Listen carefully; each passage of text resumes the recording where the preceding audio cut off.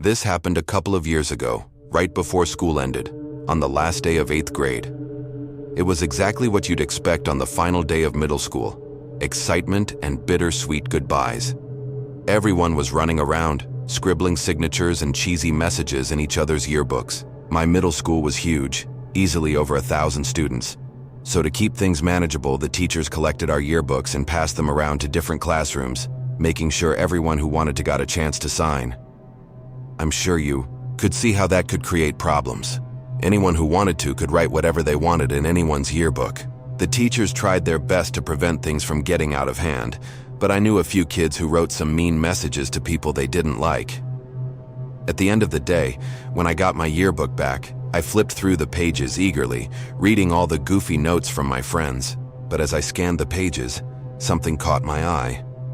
There was a signature below the face of someone I had never seen before. His name was Samuel Robinson III, a name I'm going to remember for as long as I live. The message he wrote was short, simple, and honestly, a bit unsettling. It read, "Hags, I'll be seeing you again." I stared at the page, confused out of my mind. I'd never even spoken a single word to this Samuel kid. It wasn't like there was anything I could do about it, though. The school year was over, so I couldn't see him even if I wanted to. I just chalked it up to some weird kid being weird or maybe an honest mistake. Either way, I stopped thinking about it. A few hours passed, and before I knew it, I was at home, hosting a sleepover in my basement with my best friends, Kevin, David, and Kieran. The four of us ate Doritos and played Call of Duty all night. My parents' bedroom was 3 floors above us, so we didn't have to worry much about keeping the noise down. We were messing around on my dad's rowing machine sometime just before 2 a.m. when we heard a sharp knock at the storm door. The sound instantly silenced us. Who the hell would knock on the storm door? It must have been someone who either didn't want to wake my parents up or knew we were down there, or both. It didn't make sense. The person kept knocking in the same rhythmic pattern. I could tell Kieran was about to say something and I couldn't stop him in time. In a loud and assertive voice, he asked who was there. I wanted to knock him out. He had basically broadcast to whoever was out there that we were down there. My basement doesn't have any external windows, so it was unlikely that they had known we were down there. But now they did. After a long pause and no more knocking, a muffled voice answered back. He said, "Come around to the back door," in a high-pitched voice that genuinely sounded cheerful, like he was a friend of ours trying to join the sleepover. It was definitely a teenager's voice too, and it didn't sound like someone who was pretending to raise their voice either. I was pretty scared, I can't lie. My friends were seemingly unfazed though, like they thought it was somehow exciting that some random kid was outside my house. They insisted that I at least check it out, and even though I didn't want to, they pressured me into it. We crept upstairs, careful not to make too much noise. I approached the back door slowly, trying to ignore the pounding in my chest. Through the narrow glass pane beside it, I could see a shadowy figure standing under the dim light. I got a little closer, and his face came into view. My jaw nearly hit the floor when I realized who it was. It was him. It was that kid Samuel Robinson III who had signed my yearbook. My friends went to go open the door, God knows why, but I stopped them, saying I knew who it was. I explained to them what had happened, and that changed their mood a bit. Keep in mind, Sam was still standing outside while we were talking, and he could definitely see in at us. He must have noticed how freaked out I was because he started motioning to the side of the house, like he wanted me to go over to the window. You might be wondering why none of us were taking the situation more seriously. I honestly think it was because it wasn't like some older, strange man was harassing us. It was a kid from our own school. Still, I wasn't opening the door for him. Instead, I went over to my kitchen window and cracked it open just a tiny bit. My friends followed me and stood a little off to the side. He walked over to the window and I asked him what he wanted, telling him I recognized him from our yearbook. He said, "Oh, so you got my message," and introduced himself as Sam. Then he went on to say he always watched me from afar, that we could have been good friends. I agreed with him just so that I wouldn't piss him off. But there was 0% chance I would have been friends with this kid given any circumstances. I didn't want to press him right away, but I had to know, so I asked him how he knew where I lived. He didn't respond, and I didn't know what to say. Before I could de-escalate the situation, David called him a creepy stalker and told him to piss off. Sam's smile disappeared. He tilted his head like he didn't understand what David had just said. Then, just as quickly, his expression twisted into something I can only describe as hatred. He went from passive and honestly kind of friendly to aggressive and angry. He started screaming things at me, how he hated my friends and thought we should all die, how my ex hated me and random stuff he had no right knowing. He reached toward the window and tried to force it open, but I jammed it shut and locked it. He started snarling at the window and banging on it like an animal. He was 2 seconds away from shattering it, I'm telling you. We must have caused quite the commotion because my parents came rushing down the stairs, demanding to know why we had woken them up. That's when Sam ran away. I told my parents what happened as quickly as I could, and my dad raced outside in his underwear. He came back a few minutes later saying he had no idea where the kid went. I'm not sure why, but my parents didn't call the police. They just told us to go back to sleep and they'd deal with the school the following morning, just to give the kid the benefit of the doubt. The next morning, they contacted the school. That's when we learned the disturbing truth. Sam had been expelled a few weeks before the year finished, and he shouldn't have ever been at the school on the last day. Apparently, the yearbooks were printed before his expulsion, which explained why his picture was still included. That meant he had snuck into the school somehow, just to write me that message, which freaked me out beyond belief. Despite working with the school to find out more, nobody could track Sam down.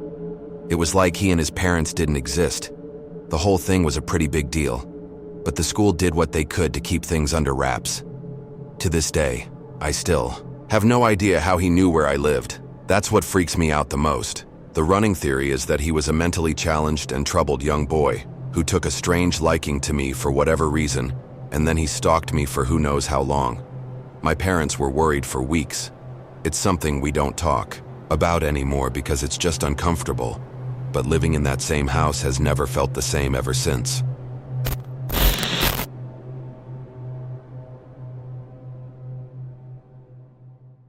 My friend Garrett is a little unhinged, and when I say a little, I mean a lot. He's one of those guys that goes around boasting about how crazy and aggressive he is like it's cool or something. He's constantly getting into fights, doesn't know how to keep his mouth shut, and spends more time in the gym than anywhere else, including his own house. There are actually 5 stories about him I could choose to tell, but the scariest one by far is the one you're about to hear. It also directly involves me, and I feel much more comfortable telling my own story rather than someone else's. This happened a couple of weeks ago, which was also coincidentally the last day of senior year, May 2019. The graduation ceremony wasn't scheduled for a few days, so even though we were done, we still had to stick around. It's tradition for all the graduating seniors to get plastered on the last day of classes, so that's exactly what we did. There's this huge clock tower in the center of campus where all the seniors convene to get drunk, which is exactly where we were at 10 p.m.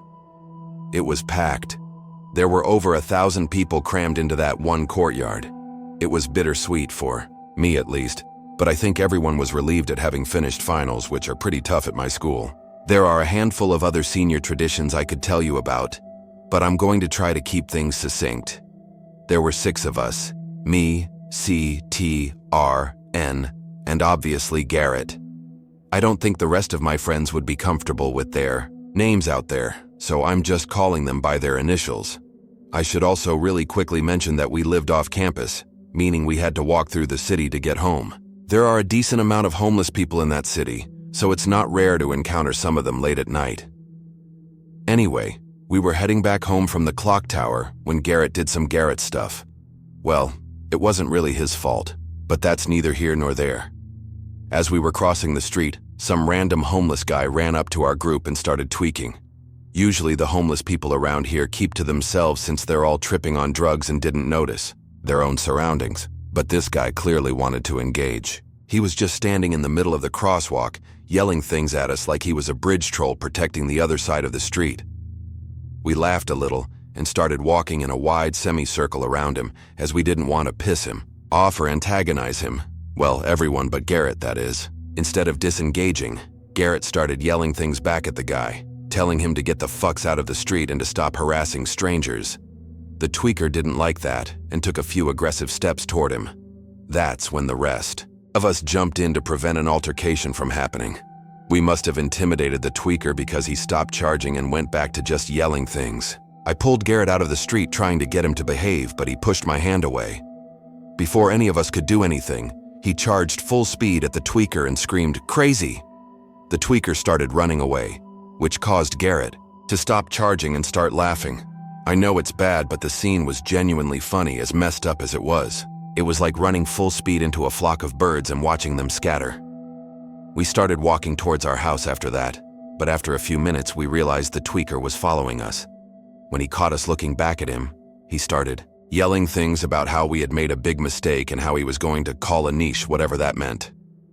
We started heckling the guy back, hoping he'd get scared and leave, but I'm pretty sure we only intensified whatever tantrum he was having. Look, I'm not proud of everything that happened that night, but we were about to graduate from a very prestigious university and had been celebrating all night with alcohol, so we weren't in the right headspace to properly evaluate the situation. About a block away from our house, we realized the guy was still following, albeit a little further back. Now, I told the rest of the guys I didn't feel comfortable leading him to our house, and the other guys agreed. So naturally, Garrett took off toward the homeless guy before the group could come to a consensus. He again started sprinting at the guy, who once again fled in the opposite direction. Garrett turned and jogged back towards us, and we all jogged up the street. We thought that was it. We made it back to our house pretty confident we hadn't been followed that time. I'm not even going to go into what we did back at the house. Let's just say it was a level of degeneracy I won't be approaching anytime soon. I can't even tell you what time it was.